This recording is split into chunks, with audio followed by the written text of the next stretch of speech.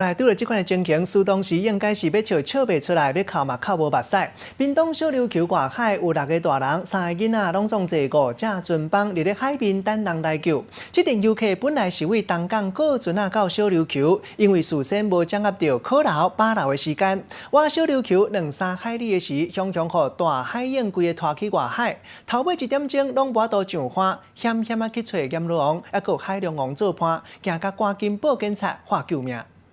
有多艘独木艇漂至外海，本艇即将予以脱救。高雄海巡队接到报案，有真侪只帮仔船伫咧海上漂流，等待要救。赶到现场发现，竟然有6个大人甲3个囡仔伫咧5只帮仔船顶。问一下，是你们报案的哦。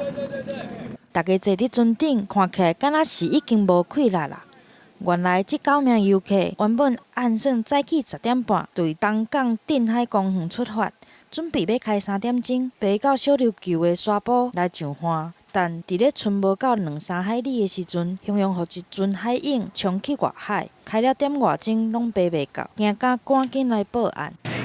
那个先脱开好不好？我们从这边上去好了。这个放着这。 帮仔船会漂伫外海，其实是因为拄到考流，所以就算小琉球近在眼前，要靠能力爬帮仔船，恐惊也是爬袂过海鹰。从事海上活动需注意自身的体力及海象状况，切勿贸然出海。海巡队表示，这阵游客敢来向大海挑战，有一定程度的海上经验。 不过，也是建议爱来加做准备，甲掌握海象，好加在游客已经是伫咧我小琉球的所在，手机啊有信号，才会当来顺利防救。记者综合报道。